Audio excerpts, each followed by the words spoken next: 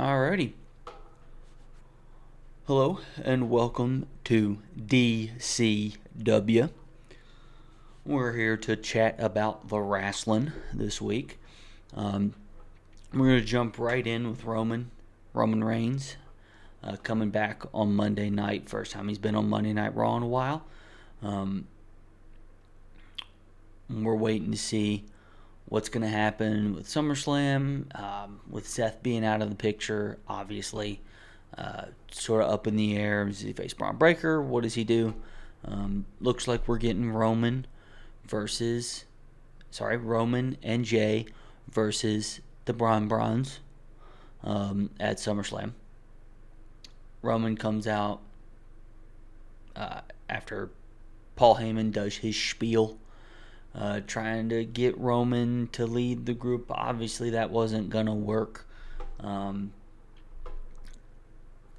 Roman comes out, says his piece, calls Paul the dumbass. He's no longer the wise man, he's the dumbass. Fair enough. I don't know how much I love that moniker, but we'll see. I think it seems like they want that to stick, so he's going to use that a lot. But Roman cuts his promo. Braun Breaker comes back with his rebuttal. And I'm going to be honest, a little flat at best. Looked like he was scrambling a little bit, which can't blame the guy. You know, he's relatively green in the business. He's had some good promos. This just didn't really seem to be one of them, and that's okay. I actually kind of dig it because I think maybe this gives us something better down the line once Braun is a little more situated, a little more promo under his belt. And we can see sort of Cena Reigns situation, or Cena was giving Roman shit for his bad promos. I think on down the line, give us a couple years. I mean, I think you throw that right back at him. Roman has ammo now in a future endeavor with Braun Breaker, and I think once Braun Breaker's sort of really ready for that, he can come back and give it to him, and we can make some magic out of that. I think that'd be great. But speaking on the whole Roman and Jay situation, I think this is a good way to make lemonade out of lemons. I liked Jay coming out to make the save and looking tall at the end of that. He's there to help Roman. And I think there's some pretty pertinent words and actions in that whole setup that not Sam, Mr. Sam Roberts also brought up, but I like what he was looking at, and I was looking at the same things. Well, Roman's the one is the one that's hurt at the end of this. Jay's coming out to make the save. He's the big baby face. And not only that, in his promo, Roman's talking about being, the success of the bloodline was built on the Usos and built on Solo, but not on the dumbass. He was the wise man then; he's the dumbass now. Maybe he always was the dumbass. Maybe that's what we're getting at, is that it was always everybody else and he was just there. I don't know that I agree with that, Roman, but you know what? I think we're still playing with this Roman Reigns character.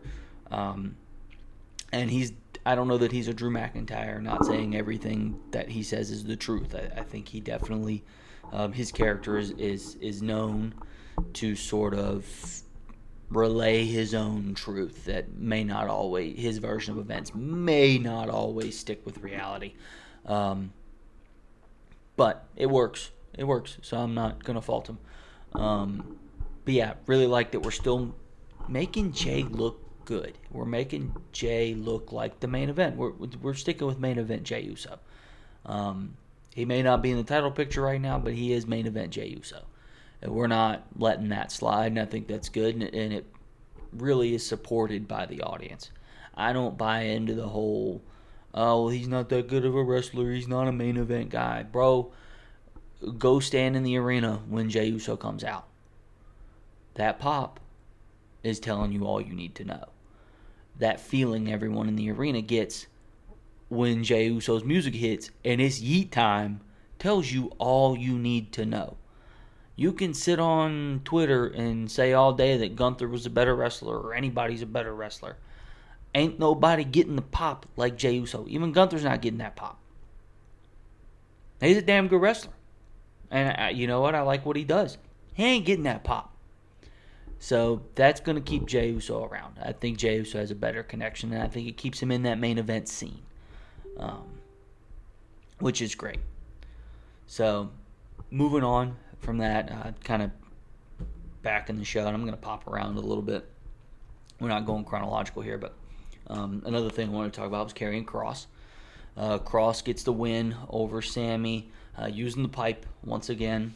Scarlett with the very good distraction, very effective distraction, slides the pipe in, boom, Bob's your uncle, Sammy's ribs again. We're really going to town on Sammy's ribs with that pipe. Was this like the third or fourth week? I'm glad Kross picks up the win. Not getting many of those on TV. That being said, I'm starting to get a little worried because I love Karrion Kross. I loved his NXT work and everything he's done other than the Spartacus days, which I don't fault on him at all because he was working with what he was given. And I just like Kross. So I hope that he's able to keep some momentum going. I'm getting a little worried with the Sami Zayn thing. Where are we going? What's the actual sort of end here? Because I'm not seeing it. Not that there isn't one. Not that there isn't a story. Got to go along for the ride, as they say. But I'm getting a little worried that this is going to get stale if we don't sort of push it in a direction. Another highlight of the night I thought was AJ. The many jobs of AJ Styles, seemingly demoted after his TNA appearance over the weekend, going around from a valet to medical staff, and there was one in the middle that I can't remember, but neither here nor there. He's been great for the last few weeks. Those backstage segments have been hilarious. I've seen him all over Twitter as the new meme guy, the meme king, with his praying and whatnot. Looking forward to that match a lot at SummerSlam. I think Dom's great, and AJ is obviously amazing. I don't know that AJ gets a win here, but I think it's going to be a great match. I think it's going to be a lot of fun. Either way, I'm sure there's some sort of Judgment Day shenanigans that'll keep AJ from the title, but I don't know that this is their last soiree. And depending on how long Liv is going to be out for and when we're going to move that Finn, Roxanne, Dom sort of Liv action along, I don't know that Dom keeps that again if he faces AJ. For a second time. I think he wins this time at SummerSlam, but I don't know that he's long for that title. Maybe it's not AJ, but I don't know that he's long for that title much after this. But I think he's had a great run with it, and we'll have more fun going forward. Moving on to Alexa and Charlotte. I like what we've been doing the last few weeks. Sort of building that tag team, and there's been some rumors or some reports that maybe wasn't supposed to be the intention. It was supposed to be a 1 or 2 week thing, and we move on from it. But it looks like we sort of put the kibosh on that, and we're going with it going forward. And I like that. I really like this team up for Charlotte and Alexa. Since she's kind of moved away from the Wyatt Six stuff, I wasn't sure where they were going with her, but I think this works. My caveat is I hope that we can keep this going long enough to really turn Charlotte babyface. I think we're on the path, and I think more people have wanted to see Charlotte in the last 2 weeks than they had for the past 2 years. And not because she's not tremendous in the ring. Charlotte's great. But damn, does her being a heel, the same heel in the title picture for so long, get annoying. And maybe annoying is not the right word. Maybe it's a little harsh. It's just boring. I don't feel like we've got the dynamics out of her, out of that sort of character, and just coming back and going right into that main event scene multiple times across 4 or 5 years is not it.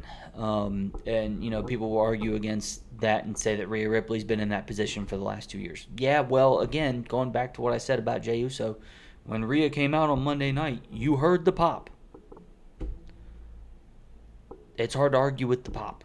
The people want to see her. It's easier to make that argument that they should be in the main event scene consistently when they continue to get that pop. It just is what it is. That being said, I want that for Charlotte. I want that for everybody on the roster, but particularly right now, I want to see that for Charlotte. And I think how we get there is through this tag team right now and letting them sort of do their thing. Let Charlotte come around. Oh, we're not friends. We're not friends. Maybe we are friends. And about the time we are friends hits is when Alexa turns on Charlotte. And Charlotte can actually be the babyface. Now, where she goes from there as a babyface, we'll see. Charlotte hasn't spent a lot of time as a babyface, and I would like to see her as one and not immediately get booed out of the building. I think that's how you get there. But I am also cognizant that we haven't seen it, so who knows? Maybe we're scared to pull that trigger. But I'd like to see it. But again, I think Alexa should be the one to turn on the two of them, and I think you can get there pretty easily in the next 2-3 months. I think you hold that off till maybe Survivor Series, and you can get a real big reaction out of that, having Alexa turn on Charlotte. If we play the cards right for the next 2 months. 3 months, I think, until War Games. But moving on from that, we've got Punk and Gunther. I think Punk started off the show. And coming off the top, I don't think Punk's winning this one. I think we're going to see what we've seen of Gunther the last few matches. And Gunther's just going to win. There's not going to be any fanfare. It's going to be a good match. It's going to be a fun match to watch. But at the end, it's not going to be any pomp and circumstance. It's going to be Gunther wins. He chokes him out. Simple as that. Punk can do what he wants. I don't know that this Monday was one of Punk's stronger promos, which is fine. It was fine, still entertaining. Just I don't know that it was that standoutish, and didn't do a lot for me to think that Punk was going to win this match. I think Gunther's going to win again, and I think we may be seeing a lot of that for the next few months. Of Gunther just wins, man. He gets the title and he holds it. I don't know how much more I want to see of that. I'm kind of ready for Gunther to evolve a little bit, and maybe we get that depending on where Seth is in the next few months, where his cash-in goes. I'm not of the belief that he goes for Cena's title. I think he's going to end up with the World Heavyweight title on Raw. I think that's where they're going to stay. But I don't know how fast we're getting there. We don't know what that injury's like. I'm of the belief that it is a real injury, and it may not be as severe as it could be, but I believe it is a real injury, and we're never going to know. I think they're purposely hiding how severe it is, and we won't know until it's all over with in their back. I think Paul's been kind of working it, and I think Seth and Becky maybe a little bit. I think that post was not by accident. That if you haven't seen, Becky posted a picture of Seth with his crutches, running around with their daughter. I say running around, hobbling around with their daughter. I don't think that picture was by accident by any stretch of the imagination. And then with Paul's comments about how journalists are getting closer and whatnot. Journalists are getting closer to the business, and the business is getting closer to the journalists. I think they're going to work the shit out of us. I think that injuries were real, but they're going to try to work us however they can, which is fine. I am actually totally for that. I think the way that the business has evolved and that the dirt sheets are everywhere, somebody's always leaking everything to somebody, whether it's Sean or any of the other outlets. Somebody knows. It's just, but I think that's the way you fight it.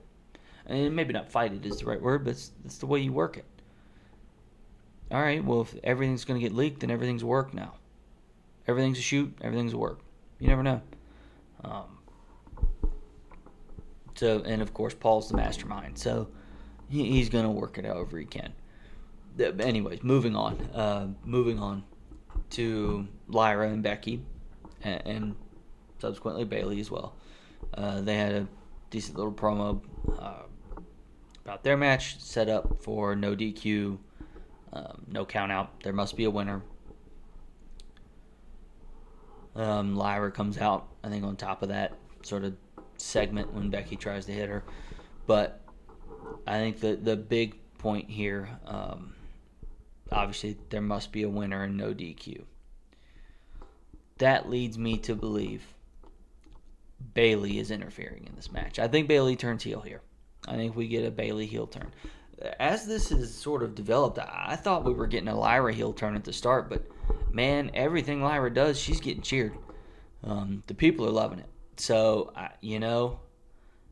think we have to turn Bayley heel here. I think that's what happens. I think Bayley turns heel. She interferes. Obviously no DQ, but she's going to cost Lyra the match. And in doing so, turn heel. And I'm ready for it. I think since Bayley turned face with the damage control stuff, it just hasn't clicked. I would love it to, but something about this Bayley face run just isn't connecting.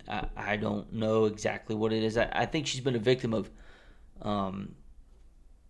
sort of screen time, for one. I think she's been that's been a bit of the issue. Is some of her storylines just really haven't gotten the push that maybe the timing that they maybe should have. All the way back to the damage control face turn, which, you know what, fair. Not much she can do about that, but at the same time, it never caught. So I think it's time to turn her heel again. I don't know that we need a exact rerun of the heel Bayley we got in the pandemic, but something more akin to it. I think it's time. I think the face turn isn't working. The face run isn't working, and Lyra is kind of hot right now. Like I said, I thought that was where we were going to start with, was that Lyra turn, and the people just keep cheering. So Bird Girl stonks up. We're turning Bayley heel, and we're making a mega face out of Lyra, and they'll go on to do their feud and forget about Becky for a little bit. And I think Becky's going to keep that title for a little longer. She hasn't had it very long. I think she's going to run it for another few months, maybe even into the new year before we see anything else.